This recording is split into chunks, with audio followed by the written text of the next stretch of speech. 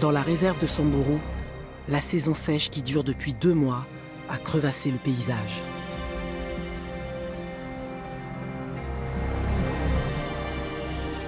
Ici, il n'y a plus ni herbe, ni prairie. Et on ne trouve de l'eau que dans quelques puits creusés dans le lit de la rivière.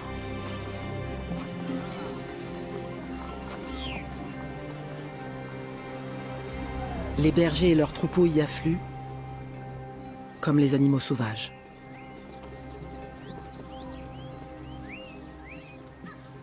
Ce qui peut conduire à des conflits.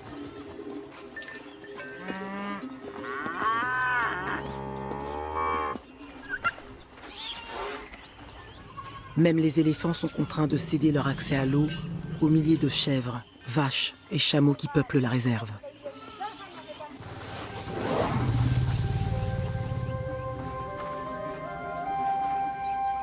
Des groupes familiaux comme les artistes sont obligés de s'aventurer dans des zones non protégées. Ils ne sont en sécurité nulle part, car au-delà du parc naturel, la compétition pour les ressources est encore plus féroce.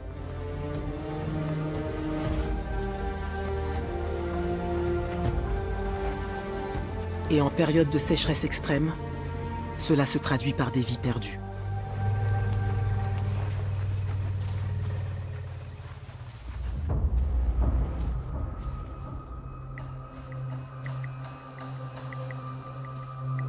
À Naboisho, la chance semble enfin sourire à Kuleta. Les hautes herbes la dissimulent, ce qui lui permet de frapper de plus près.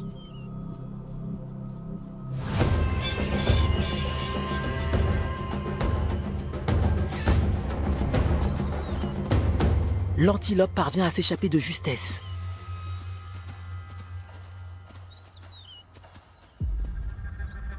Mais ce n'est pas la mer que visait la guéparde.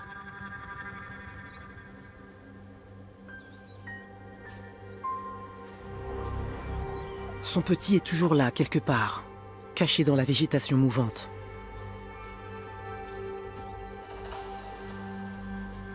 Il n'a pratiquement aucune odeur.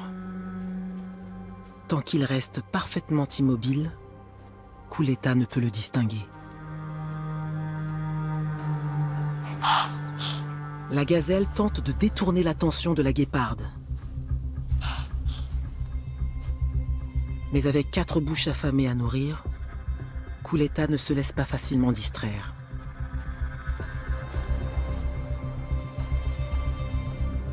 Dans cette partie de cache-cache, l'enjeu est une question de vie ou de mort.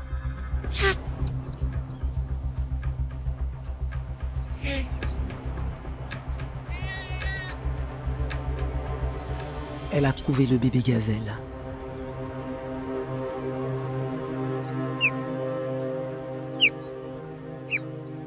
Elle appelle ses petits à venir la rejoindre.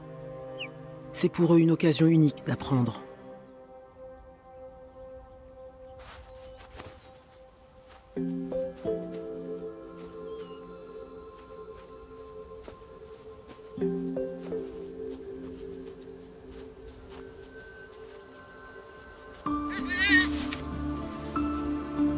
Cela peut paraître terriblement cruel, mais si les guépardos veulent parvenir à l'âge adulte, il leur faut se confronter à des proies vivantes.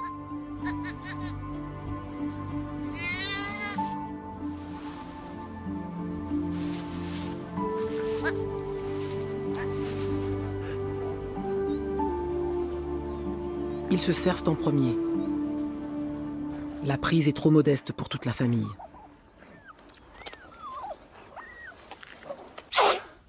Poussée par son instinct maternel, la mère du bébé gazelle reste dans les parages. Chasser en fin de journée risque d'attirer l'attention d'autres prédateurs. Mais Kuleta n'a pas le choix. Elle doit se nourrir.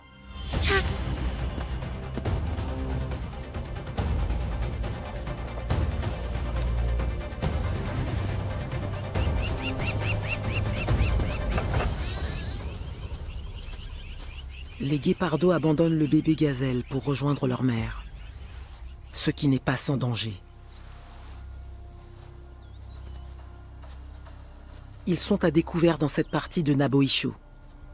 Et la traque n'est pas passée inaperçue.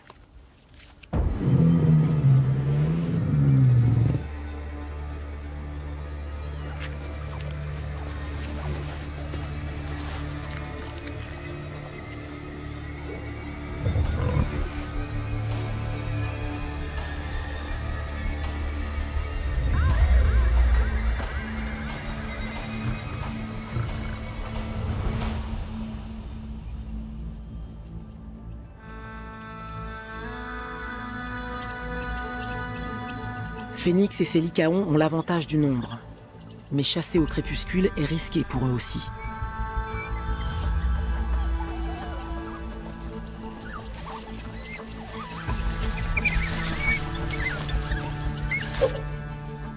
La meute s'est scindée en deux. Phénix conduit le groupe principal à la recherche d'Impala, tandis qu'un adulte veille sur les 5 jeunes.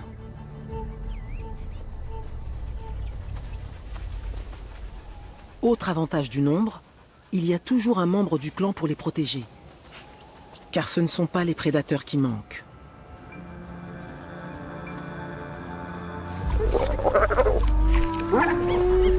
Au sommet d'une colline, Phénix et son groupe ont tué un impala. Mais les hyènes les ont rattrapés pour s'approprier le butin. La bataille fait rage.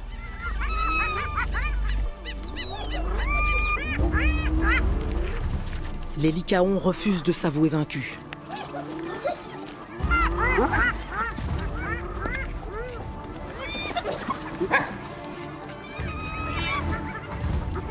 Ils sont plus nombreux que les hyènes, mais 2 fois moins gros. Et ils risquent une grave morsure en les approchant de trop près.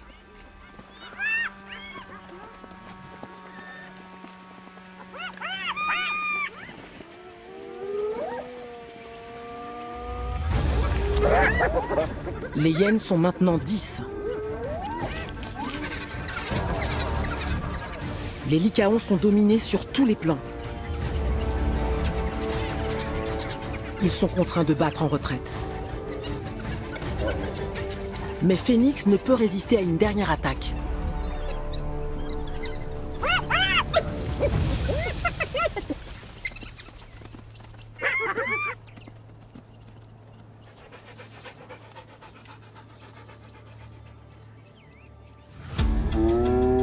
Les hyènes se sont imposées sur le nouveau territoire de chasse des lycaons.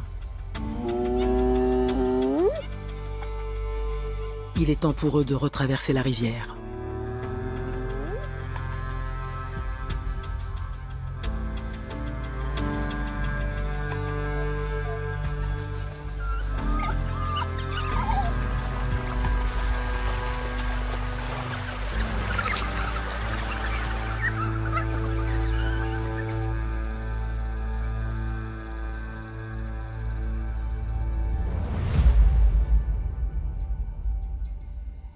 Le soleil se lève sur les plaines paisibles et fraîches de Naboisho.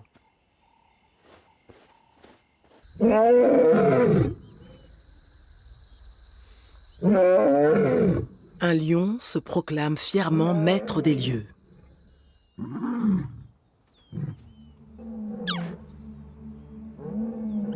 Kuleta n'est qu'à 1 kilomètre de là.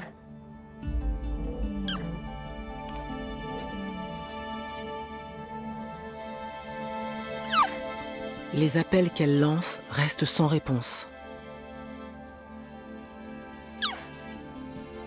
L'un de ses guépardos a disparu.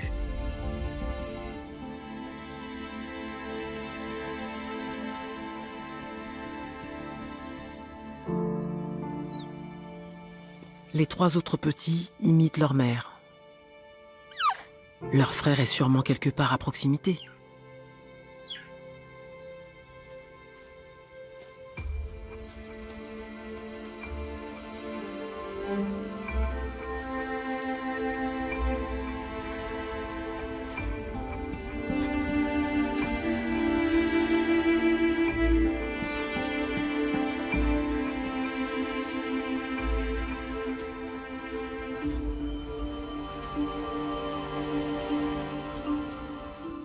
Elle le cherche jusqu'à la nuit. et reprend ses recherches avant l'aube, durant 2 jours.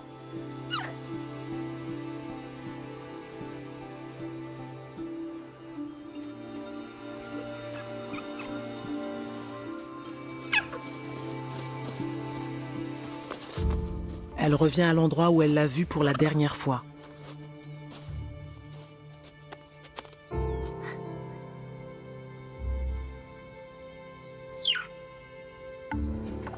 Les guépardos veulent jouer, mais Kuleta n'est pas d'humeur. Elle refait le trajet, incapable de renoncer. Mais il faut se rendre à l'évidence. Son petit a dû être victime des lions.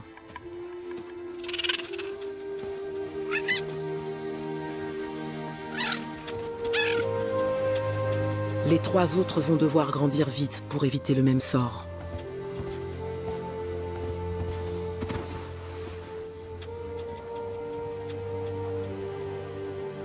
Kuleta doit mettre fin à sa quête et leur trouver à manger.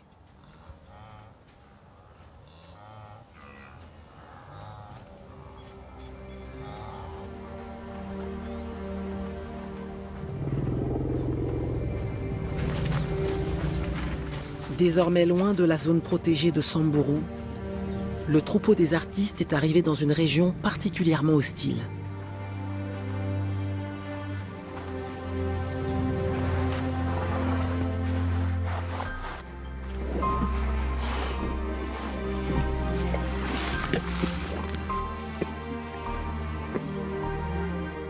Les éléphantaux vont apprendre que même ici, on peut trouver de quoi se nourrir. Les touffes d'herbes sèches peuvent être arrachées à la poussière pour être consommées.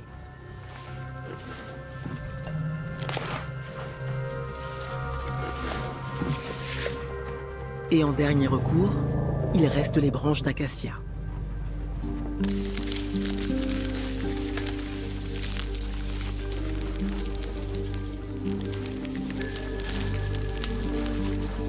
Elles sont peu appétissantes. Mais la bouche très résistante des éléphants est capable de s'accommoder des feuilles les plus sèches et des épines les plus coriaces.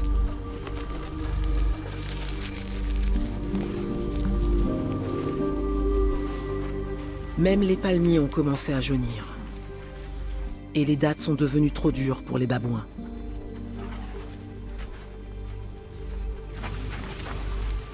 Mais pas pour les éléphants. Ce grand mâle a trouvé comment récolter les fruits. En utilisant sa force.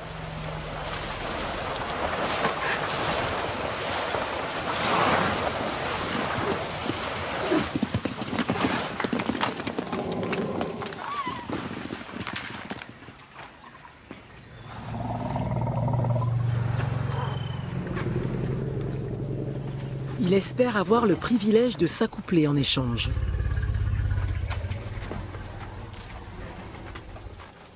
Mais les organismes se sont adaptés à la sécheresse. Aucune des femelles n'est en chaleur. Il n'est pas non plus au mieux de sa forme.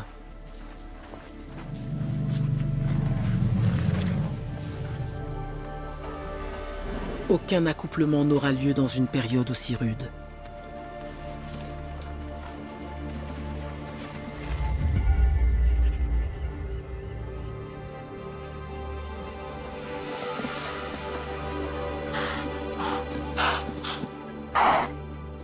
Kuleta a quitté la zone où elle a perdu son petit pour entrer en territoire inconnu. Ici, la chaleur est humide et écrasante. Aucun lion dans les parages, mais beaucoup d'antilopes. Depuis la disparition de son petit, Kuleta n'a pas réussi à se remettre à chasser.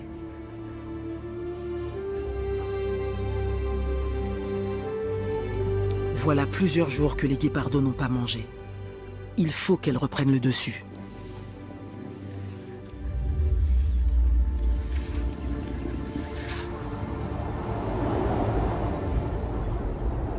L'humidité ambiante semble lui redonner de l'énergie.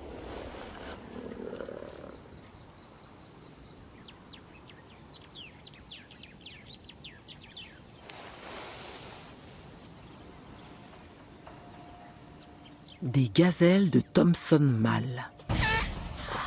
Des proies difficiles à attraper.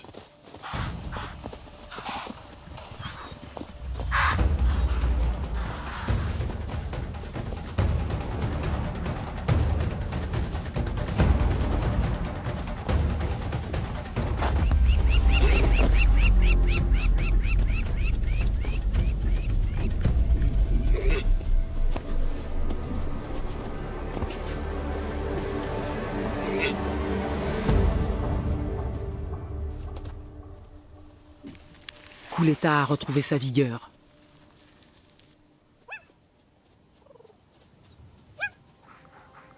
Cette fois, il y a assez pour nourrir toute la famille.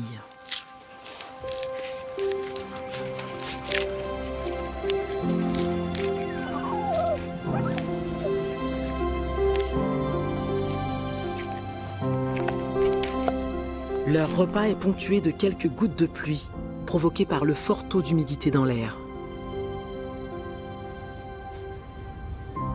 Après la perte de leur frère, le lien entre les trois petits et leur mère semble s'être renforcé. Il est désormais à toute épreuve.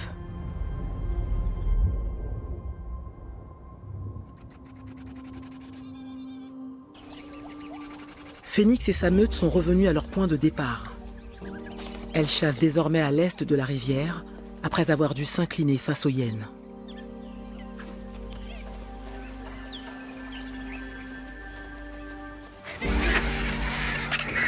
Ici, tout est desséché, même les carcasses.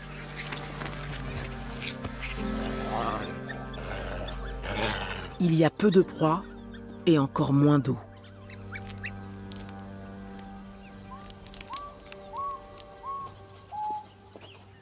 Phénix réunit les siens pour partir en chasse.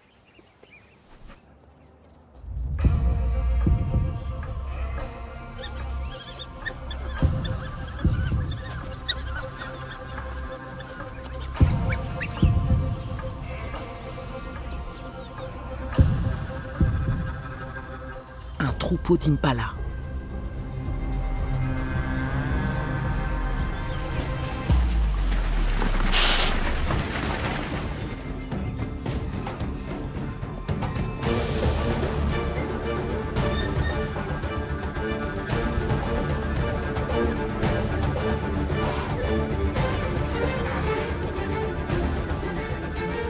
Les lycaons ont isolé une jeune femelle.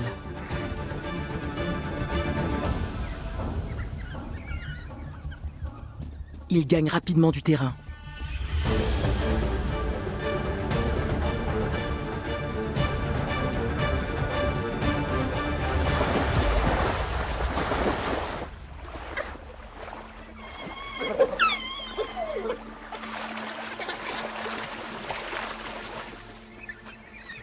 La meute atteint la rivière, mais cette fois, les lycaons préfèrent ne pas traverser.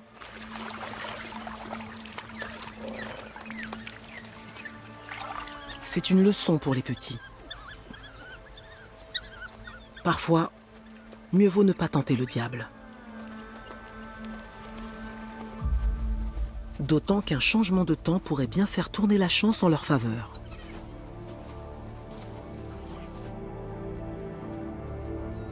La saison sèche est à son apogée, mais le haut plateau de l'Aéquipia bénéficie parfois de quelques ondées exceptionnelles. Et là où il pleut, il y a toujours quelque chose à glaner pour les prédateurs.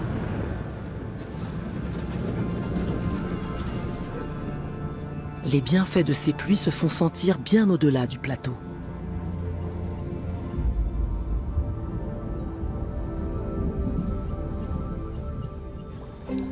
Lentement mais sûrement, l'eau revient à Samburu.